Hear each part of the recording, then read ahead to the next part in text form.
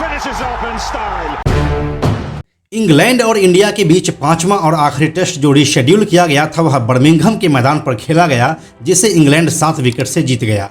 लेकिन ऐसा क्यों हुआ कि इस मैच के तीसरे दिन तक खेल भारत के झोली में था और अचानक से चौथे दिन इंडिया ने अपना इंस्टिंक्ट खो दिया और यह मैच चौथे दिन ही इंग्लैंड के खेमे में चला गया।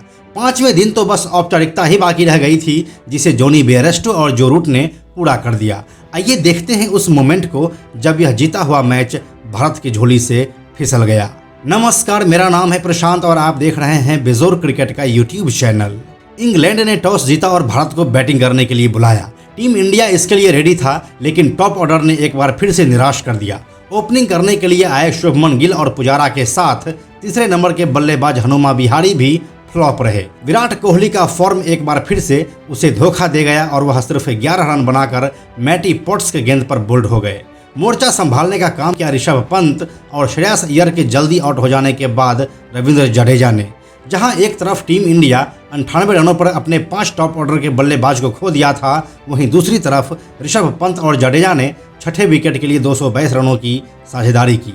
दोनों ने शतकीय पारी खेली और 146 और 104 रन बनाए। नीचे बैटिंग करने आए बुमराह और शमी ने कुछ रन्स बनाए और टीम का फाइनल स्कोर 416 हो गया। बुमराह ने अपने 31 रनों की आतिशी पारी में 4 चौके और 2 छक्के लगाए। स्टुअर्ट ब्रॉड के एक ओवर में कुल 35 रन आए और यह विश्व रिकॉर्ड बन गया।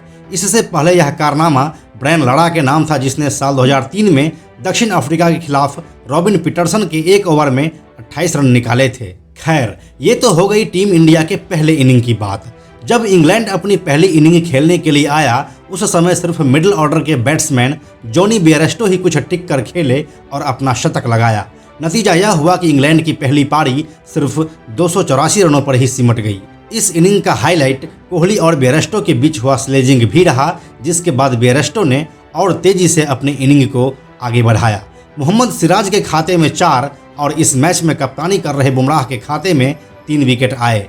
टीम इंडिया मैच के तीसरे दिन 132 रनों की लीड ले चुका था और यह बहुत ज़्यादा होता है। यहाँ से इंडियन प्लेयर्स का एटीट्यूड चेंज होना शुरू हो गया, जिसका झलक दिखा इंडिया के दूसरे इनिंग के बैटिंग में, जब सारे तुर्रम खान फिसड्डी साबित हुए और सिर्फ पुजारा और पंत ही अर्धशतक लगाने में सफल रहे। टीम इंडिया अपनी दूसरी पारी में 245 रन बनाया और अपने टोटल लीड को 377 तक ले गया। 3.5 दिन का खेल खत्म हो चुका था और 1.5 दिनों का खेल अभी भी बाकी था। इंडिया को जीतने के लिए 10 विकेट निकालने थे और इंग्लैंड को जीतने के लिए 378 रन बनाने थे। यहाँ से इस मैच को इंग्लैंड ड्रॉ करने को देख रहा था और इंडिया जीतने को। अपने अब तक के क्रिकेटिंग हिस्ट्री में इंग्लैंड इतने बड़े टारगेट को कभी भी चेज नहीं किया था, लेकिन ये क्रिकेट का एक ऐसा दौर चल रहा है जहाँ कुछ भी हो सकता है।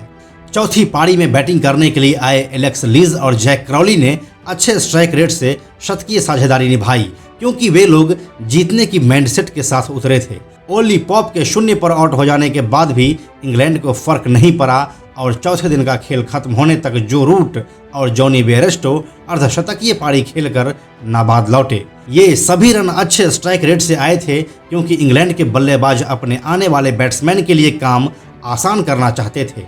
इंग्लैंड के हाथ में 5वें दिन 7 विकेट था और जीतने के लिए सिर्फ 119 रन बनाने थे। दिमागी रूप से इंग्लैंड इस मैच को चौथे दिन ही जीत चुका था। रही सही कमी 5वें दिन इंडिया की खराब कप्तानी ने कर दिया, जब बॉलिंग स्ट्रेटजी को बदला नहीं गया। अनुभवहीन कप्तानी का बर्मिंघम के मैदान पर बेहतरीन नमूना दिखाया जा रहा था। नतीजा यह हुआ कि इंडियन बॉलर की सुताई जारी रही।